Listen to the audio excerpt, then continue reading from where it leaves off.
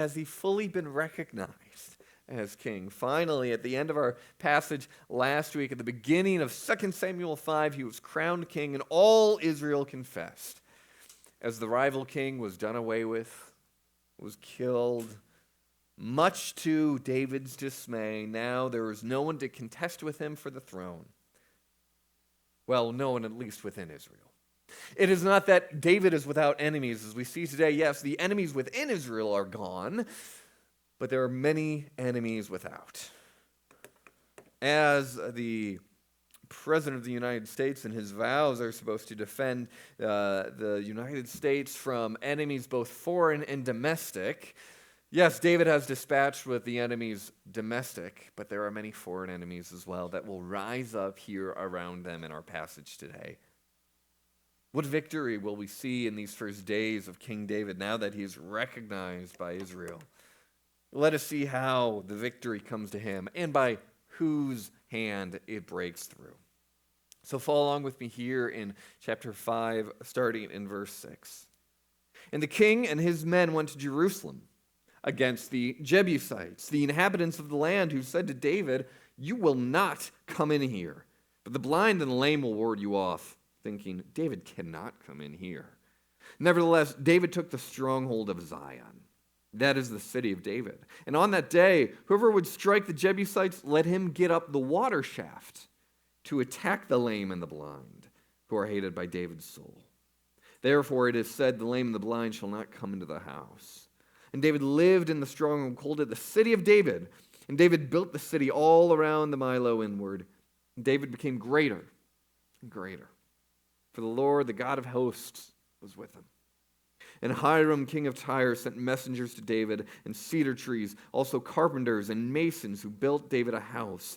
And David knew that the Lord had established him king over Israel, and that he had exalted his kingdom for the sake of his people, Israel. And David took more of the concubines and wives from Jerusalem after he came from Hebron. And more sons and daughters were born to David. And these are the names of those who were born to him in Jerusalem: Shemua, Shobab, Nathan, Solomon, Ibhar, Elishua, Nepheg, Japhia, Elishama, Eliada, Eliphelet. And when the Philistines heard that David had been anointed king over Israel, all the Philistines went up to search for David. But David heard of it and went down to the stronghold. Now the Philistines had come and spread out in the valley of Rephaim. And David inquired of the Lord, "Shall I go up against the Philistines? Will you give them into my hand?" The Lord said to David, "Go up, for I will certainly give the Philistines into your hand." And David came to Baal-perazim, and David defeated them there. And he said, "The Lord has broken through my enemies before me like a breaking flood." Therefore, the name of that place is called Baal-perazim, and the Philistines left their idols there, and then David and his men carried them away. The Philistines came up yet again and spread out in the valley of Rephaim. And when David inquired of the Lord, he said, "You shall not go up there. Go around to their rear. Come out against them opposite the balsam trees. And when you hear the sound of marching in the tops of the balsam trees, then rouse yourself. For the Lord has gone out before you to strike down the army of the Philistines." And David did as the Lord commanded him and struck down the Philistines from Geba to Gezer. This is the word of the Lord. Has there been a time when you felt victorious? Where you felt like a conqueror? Where you felt like a hero? A time in your life where you felt like all my work is now rewarded and I can sit content. Winning that game, receiving that award, holding that trophy, getting that email or that letter that has accepted you to what you have been trying for. That moment of proposal or the moment of yes to the proposal. Do you feel like that now? When's the last time you felt that hope, that rising, that stirring in your heart?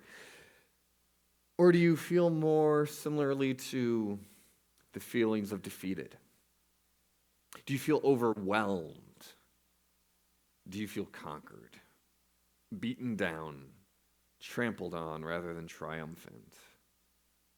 these kind of military kind of terms might be kind of foreign to us, conquering, victorious. But oddly enough, I think the defeated terms are a lot more everyday, aren't they? That feeling of weakness as opposed to strength. I think it's so fascinating that when we think how rare those feelings of actually breaking through and smashing through the adversity and riding high and feeling elated, those are so few and far between, aren't they? But when we see people get there, that feeling of arrival, of conquering, of hope, of victory, the question might be asked, when you have felt those rare feelings, what got you there? What got you to that place? Why do you have that feeling right now? What won you that battle? I mean, usually as an afterthought or Christian virtue signaling, we'll say, well, praise be to God. Credit God for it, right? It can just kind of be a quick way. We will see much of those instances a week from today at the Super Bowl as whichever winning team hosts up the Lombardi. A lot of signals to a deity or God or some force, but it's almost a humble flex, right? It's so interesting that every time there's a great conqueror or a great hero, right? It may be said that the gods have been working through them. The might of the gods are with them. But when they finally reign conquered as a conqueror and as a king, well, then they become God incarnate, right? Often when people begin by saying, I'm God's instrument, so quickly they then say, I am God incarnate. Human victory is a difficult thing, is all I'm saying, right? It's difficult for us to grasp and to really feel that and to ride high on it and to sit holding it closely in our hands. And when we do, how close is God to us in that moment? Or does our pride swell up? I think in this passage, we really need God to break through our understanding of victory. Beyond just the kind of Christian virtue signal of, oh yeah, well, God's behind it, God's at work. But to actually see God bursting through our lives, our everyday lives, of God always present, always at work. I understand that's much harder to see, to understand. I think this passage might help us in that, even though the passage seems and is miraculous, surprising, remarkable. This passage, the end of 2 Samuel 5, one commentator, Dale Roth Davis, kind of called this a collage of different scenes. Won't get into the details. A lot of people disagree with the ordering of the events, like which event came first. Is it Jerusalem, then the battle of Baal Perazim, and then the battle at the Valley of Rephaim? Like, those are the order of the events. Which came first? I think when we kind of think of it even as that collage, each of these events are showing us a different piece. But I want to look at them, point 1, point 2, point 3. And the first point, I want to look at these battles and talk about what are God's means of victories here. Secondly, what's God's purpose for victory? And then lastly, how do we live victoriously? That by looking at God's action in these battles, we're not so much learning about, hey, how is God going to save you in your battles? No. At the core, at the center of this, I want us to see what are God's purposes for bringing victory, and how can we live victoriously in light of that. So let's take, for instance, these three battles: Jerusalem, Baal Perazim, Rephaim, right? So we'll start with Jerusalem, because in our Bibles that comes first, which is considering, right? It's fascinating considering how vital Jerusalem is in the history of Israel. The story of kings and of the conquering and the exile and the return from exile and the ministry of Jesus and the death of Jesus and the beginning of the church. All these things. What's at the center? Jerusalem. Where did Acts begin? Jerusalem. And it's surprising that Jerusalem wasn't always part of Israel here. That when they came through and conquered Canaan, they could not yet remove the Jebusites from it. They kind of hung around, and the conquering wasn't over. Remember, David's house is still where? Hebron. It's been in Hebron this whole time. It's not in Jerusalem yet. So this is how they get to Jerusalem. He sets his sight on that great hill, that great city that's so well fortified, and all along the ramparts are the Jebusites who mock David and ridicule him because they reside safely in this powerful fortress. The king said, and his men went to Jerusalem against the Jebusites, the inhabitants of the land, verse 6, who said to David, "You will not come in here, but the blind and the lame will ward you off," thinking, David cannot come in here. Now,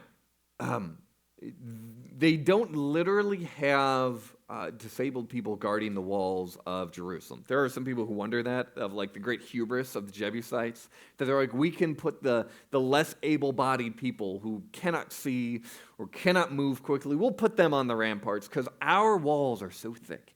That's probably not what they literally did. But behind their mocking, right, that's the idea, isn't it? That they're saying, we don't even need our best soldiers up there. We can have the people who physically aren't as advantaged because our walls are so great. There's no way David can get in here.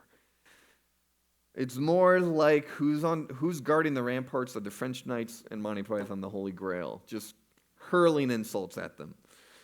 But David responds, "Nevertheless, David took the stronghold of Zion," the city of David, and he said, "Whoever would strike the Jebusites, let him get up the water shaft to attack the lame and the blind, who are hated by David's soul. Thus it is said, the blind and the lame shall not come into the house." I feel bad reading this for all the people in Jerusalem that actually were disabled. They're like, why are you bringing me into all of this, right? It is in this mocking, right, that David mocks back at the Jebusites, describing all of them as those self-described lame and the blind, right? He's saying they are not going to be able to defend their city against me.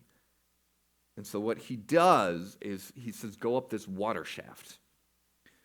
Another huge rabbit hole that I spent a lot of time on this week, I won't bring you into. It's a really hotly debated passage. What is meant by this water shaft? This, which is essentially, how did David get into Jerusalem? Some people are like, did he scale the walls? Was there this small little entryway from a pool that you could climb up vertically that was a water plumbing access for the city? That's likely what it is. Archaeologists, with varying results, have searched for this water shaft and found it hard to find. Other people have claimed, hey, we found this exact shaft that David is talking about. Others are doubtful.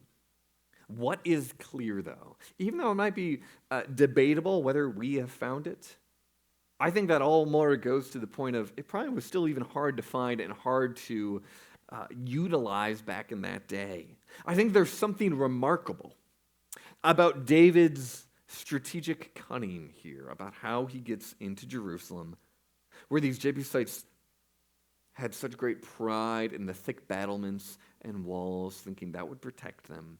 And yet David understood the great flaw in this defense system. The great flaw, the small little hole where he could climb up through this water shaft and get inside the city and overtake it, like a built-in Trojan horse, if you will. The second place where, what I really believe then, because this would have been, I think, rather hard to access and hard to find, we don't know, as comparison to the other battles here. He doesn't cite what God's action is. I have to imagine, though, considering God's action in all these other pieces, that God was certainly at work in David, as he has been this whole time, to reveal to David the weaknesses in this foundation. That God was behind establishing David here in Israel and establishing him here in Jerusalem by revealing to him the weakness of the water shaft.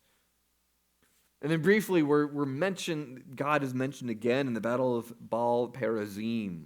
We don't know much about the strategic battle plan like we do with the taking of Jerusalem. But what we do know are two things. Like David inquires of the Lord, do I go up against him? And he says, go up. And it is just a complete success.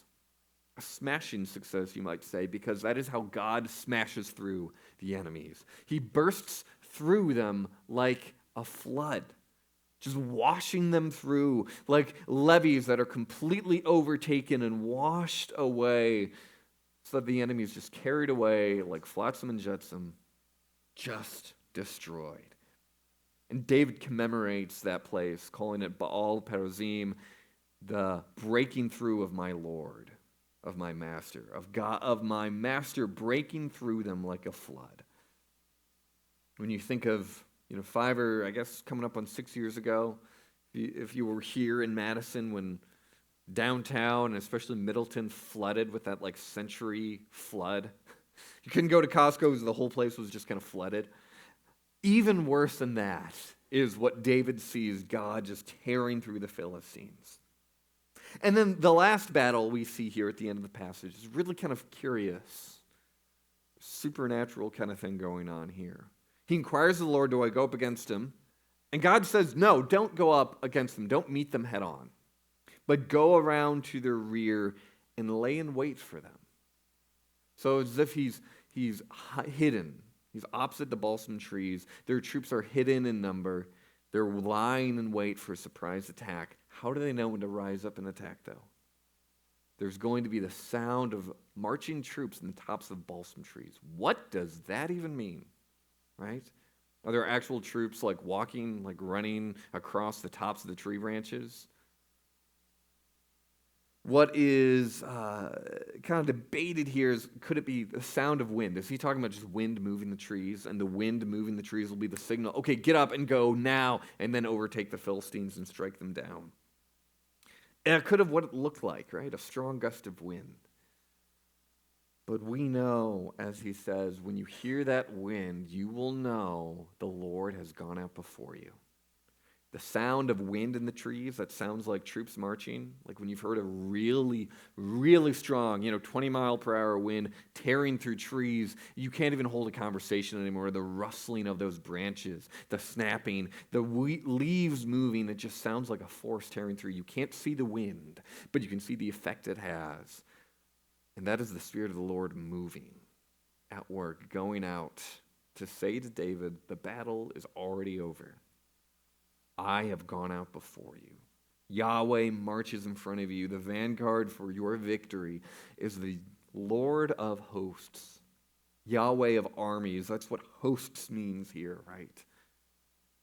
These are the means that God achieves the victory, right? Revealing the water shaft, bursting through them like a flood, and then finally moving through the trees. Now, at this point, the sermon could go in many different directions, right? Wow, look what God does for David. God will do the same thing for you. He'll be the wind in your trees and in different moments in your life, and whenever people are against you, he'll burst them through like a flood, and I can just get there really quick, end the sermon early. Some of you would appreciate that, I'm sure. But I think we start to miss the point if we just see ourselves as David really quick and say, I'm David, I'm the king, I'm embattled, God is bringing me the victories. We need to slow down, do some patient work. Why? Why is God even bringing victory for David in the first place? Why is God concerned with what David is asking him questions, like military questions, right? Why does God care about what David does in battle? Because God is doing something by establishing David. He is first trying to make David greater and greater. It's clear that David is growing. He's making greater and greater. For, in verse 10, it says, the Lord of hosts is with them. Hosts, again, means armies. The angelic host, the legion of angels is with them. Rows upon rows of powerful beings ready to raise and make empires fall as well. And they're bringing wealth and power and control to David, making him great. Again, that doesn't quite answer why. What is so important about making David great here? He is not only making him great, but secondly, we also see that he is, in verse 12, established David. As he builds and establishes David's rule in Jerusalem, all people know, yes, Jerusalem, that's David's city. He said that several times in this passage. It is David's city. When you think of Jerusalem now, you think of David. It is called the city of Zion here, David's city. Even today, as we think of the war in the Mideast now, the term Zionism, if you've heard Zionism, it is the idea of getting Jewish people back to and in control specifically, not only just of Israel, but specifically of Jerusalem. The ism part of that is establishing and remaining that establishment there. Now again, another sermon out of here, this sermon could turn into a strong, strident military stand for Israel. I don't actually think that's the point here, though. That's not what is at stake here. What is at stake in this passage is what God is preparing to happen in Jerusalem. Not simply today, but in years and years and generations down from David. What God is building here in Jerusalem by establishing David is, yes, in first way, the life of the people of Israel, right? The temple. The son of David will build the temple in Jerusalem. This high point of where all Jewish people in the Old Testament will go to worship. They will go up singing psalms of ascent and praising, preparing their hearts for the temple that is in Jerusalem. The throne will sit in Jerusalem. It'll be a unifying element, right? The center of Israelite life. Christian, Jerusalem is the center of your faith life too, not today, but what happened long ago. Jerusalem is so much more than a government and collection of people. He's establishing a city for a greater king who will come there and will truly display his victory at the cross. What God is doing here in Jerusalem, the purpose of Jerusalem at this moment, is for the coming of Jesus Christ, who will live and he will do his ministry there. He will be tried and betrayed there. And Jesus, outside of those walls inside of which he healed the lame and the blind, outside of those walls he will be crucified. And outside of those walls he will rise again in full victory over death. What is happening here in Jerusalem, why is God establishing David here, is to prepare the way for Jerusalem of Jesus.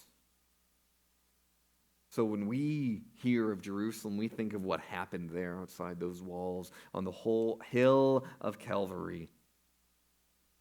All for your sake that happened. It says that the kingdom of David is being exalted for the sake of Israel. Now we're really getting to the purpose here. He's establishing David in Jerusalem. Why? Why is he exalting the kingdom? Is it to have this earthly kingdom that will reign forever?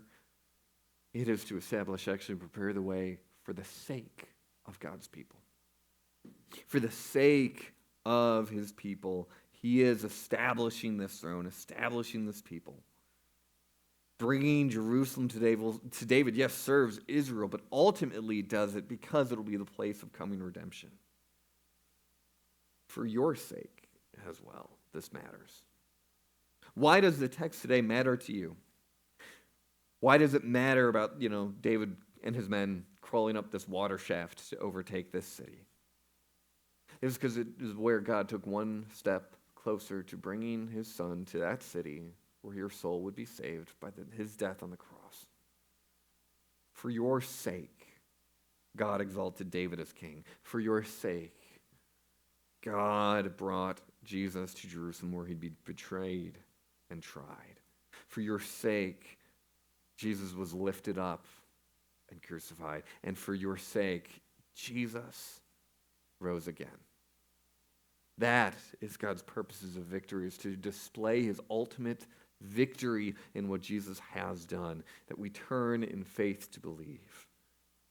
That is the good news, the purpose of God's victories in David's life, to exalt, to establish his rule, so that the greater King, Jesus Christ, would one day come. So, how do we live in light of that? This is all good news, right? But what do you do about it? Again, I said there's great challenge of holding on to those feelings of victory, right? Because so often, more likely, how we feel is overrun, run down, defeated. Why does this victory of Christ matter in your life? Even see what David does here. Let's start with how David seeks to live in light of God's victory. He inquires of God. He continually goes to God to inquire, how shall I go? Lord, shall I go up and fight this battle? And sometimes God says, no, fight this other way. And sometimes he says, go out and meet them head on. He inquires. He's always bringing before his requests before God. In the same way, let us too continually request what God's will is for us by seeking his word, by going to him in prayer. But then secondly, David doesn't stop there of just, okay, what do I do? God is not just simply a military advisor for David. He doesn't just have Yahweh sitting on one more seat in his military cabinet. God is his commander. God is his highest command, his general, his final authority. That's how David sees his role as a servant of God. And having inquired, he obeys and then commemorates what God has done. We see him naming the place of victory, Baal Perazim, of where God broke through. Other commentators said he might as well have named it Smasherton, because it's where God smashed his enemies, right? The sight of God bursting through like a flood, so that everyone who walks by that will remember it. So when we have gone, inquired of God, what am I to do? And when God has brought the wind in the trees, the victory, the success, to commemorate it. Not just a passive acknowledgement, but commemorate, to remember, to constantly recall so it is not forgotten. Lord, this is what you've done. As a stone of remembrance, right? As a reminder, Lord, this is what you've done. But what I find in the middle of all this victory, we saw a few chapters ago, and we're going to see again, the little sinful lights of David's life start to show out for us. In the middle of this, almost as a detail of genealogy of, hey, where did David's sons come from? By the way, he took Jerusalem, and then he took more wives and more concubines. Almost just a little detail we kind of skip over and miss. He takes Jerusalem, yay, and while he's at it, he takes some more wives. What is David doing here? He's breaking also Deuteronomy 17:17. Deuteronomy 17:17 that says, a king shall not acquire many wives, lest his heart turn away, nor shall he acquire for himself excessive silver and gold. Great king here, right? What great victory David has through God, and yet he is still in other areas of his life not fully living in light of this victory. The author just drops this little detail in, doesn't he? To tell us where the children came from, yes. But also so we do not get confused who the real hero here is. He trusts that God's way leads to victory over enemies, yes, right? But does he also trust in God's victory over the areas of marriage and monogamy as the right way to live? No, that can be my little part. God can control the political and military stuff. I'll take care of the house and the home. God doesn't need to know about that. Maybe he's making his excuses of these marriages as political, which they probably were, right? They brought in a kind of political advantage by marrying these other women. That's probably the more favorable way of looking at it. But he's strengthening his connections with other powerful men by marrying their daughters. He might see the marriage as a way to save financially, right? By getting kind of better tributes from these other kings whose daughters he's marrying. More heirs and more connections leads to more prosperity, right? But God's law doesn't seem to be as big on his list of priorities here. Oh, that law? Yeah, let's forget about that. Let's brush over that. We can trust in God's victory in our lives, and yet imagine, well, you're not really in control of this area of my life. I'm going to keep this part for myself. Do our actions, do our walk fully trust that God would be faithful? Even if being faithful to God might mean losing a little of the financial gain that breaking his law would bring. Of trust and advantages with others. If I just break this law, I'll be seen more favorable. These might be some things that are going through David's head, right? he's not truly fully living in light of God's victory. He's not trusting fully in a God that breaks through, and instead breaking through God's law on the way to it. Do I trust that God's view of marriage will preserve me, even through moving in with a girlfriend or boyfriend, even if it's financially more simple? Will I trust what it means to truly have God's law be at the center of our relationship, even if it might fall apart, of what it means to fully and faithfully follow God as well? Do we believe that God will be victorious even in the struggles of following him faithfully? Following God faithfully, trusting his victory might involve some difficult situations. Sorry, not might, will.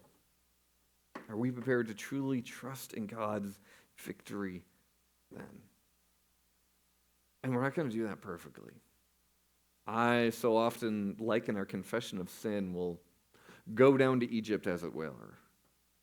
Isaiah, our passage from confession, was just about how easy it is just to trust in the things of flesh and blood and man and the political maneuvers of this day and age. How much more we should trust that God's exalting of King Jesus was done for your sake. He cares for you.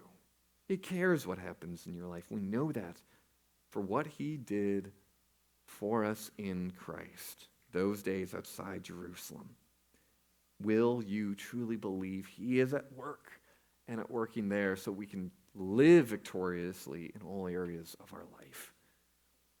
I understand that's hard because it involves that kind of ability to imagine, to see the ways that God is moving, God is at work, the ways in which God is going out before you. Returning now to this picture, this kind of conclusion illustration, you will see how kind of self-indulgent it is to me and the things that I like. Follow with me here. This whole thing with moving in the trees, the sound of troops in the trees, what does that mean? Are angels really moving the trees here? What's going on? Or is it just a wind? It reminds me of the climactic moments in Shakespeare's Macbeth.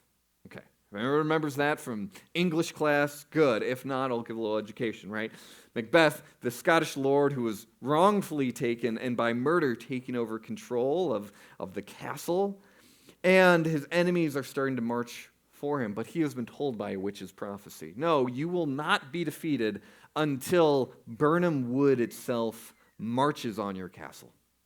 Not until Birnam Wood, that whole forest moves to the doors of your castle. And he laughs, thinking, a forest cannot move. A forest cannot march. I'm safe forever. Little does he know that one day he looks outside his castle walls and the trees and the branches have moved right before his castle. How? Well, Malcolm and Macduff, to conceal their numbers, have cut down branches and tied them to their shields and to their armor so that they can sneak up under camouflage to the doors of the castle. This very kind of natural, prosaic way of fulfilling the prophecy. It's not magical, it's just men seeking camouflage, right? And little did he expect how the ingenious of Macduff and Malcolm would defeat him. His defeat is sealed. But I like to imagine, based on real opinions that are recorded, that one day during a performance of Shakespeare's Macbeth, there was a young man heckling the Shakespearean troupe and booing them as the scene was being carried out. Boo, the trees should actually be walking. I want to see trees actually taking down a castle. Camouflage is such a cop-out. And I'm sure the ushers grabbed this man and pulled him out and ushered him out as he was crying about how he was going to write his own book about trees marching on a castle. Yes, J.R.R. Tolkien hated this part of Macbeth, and it's why he created Ents. It's because he read it and he wished there was actually walking, talking trees. I think sometimes when we read this passage of 2 Samuel, we can kind of feel like Tolkien, right? Wait, where are the moving trees in my life? We sing about, right? Like mountains being moved. When am I actually going to see the things that Scripture talks about actually happening in my life? And the kind of mundane, everyday stuff when the fulfillment of God's promises are more things just like camouflage, and we feel so disappointed. We can have that desire that Tolkien has for that supernatural, remarkable, out of this world, out of the ordinary ways, and we can feel frustrated in our faith. because victory isn't happening the way we're seeing it here, right? I say to you, yes, we might want to be seeing moving forests, but maybe God actually is going out before it. We're just not listening closely. For we don't actually see the trees marching or moving or angel armies marching on the tops of the trees. We just know that it sounds as if it is. But what is true is God is going out before him. So sometimes I think when we struggle to hear God's victory, we just are not listening for it closely enough. Our hearts are not open in a way to understand, yes, Jesus died for you, he rose for you, and he conquered death itself for you. I understand that's difficult to hear and listen for. How can we have hope of understanding this and here at this table? How can our ears be open? Our eyes to see the victory that is won for us at Christ. I told you that David was established in Jerusalem for Israel's sake so that one day the Messiah would come outside Jerusalem to die for your sake. How can you see that? How can you listen for that? Christians, in these elements of the table. This meal here is for all baptized members of Christ's church who have recognized this is the kingdom I belong to, the kingdom of Jesus Christ. I've borne the mark of baptism. I've given my faith statement to the Lord so that I may walk with him in light of his victory. So behold these promises to you of victory. That in the night when Jesus was to be betrayed, after giving thanks, he broke the bread and said, "This is my body, which is for you." And after the supper, he took the cup and said, "This cup is the new covenant in my blood, which is shed for the forgiveness of sins." So Christians, as often as you drink this cup and you eat this bread, you proclaim the Lord's death until he comes. And so let us examine ourselves as worthy partakers, examine ourselves belonging to God's people. And so take and eat and not take and eat judgment on ourselves, lest we come unworthily. Let us worthily come, not by what we have done, by the victory that we put our hope in, the victory of Jesus Christ, who is at work in us. Let us pray. Heavenly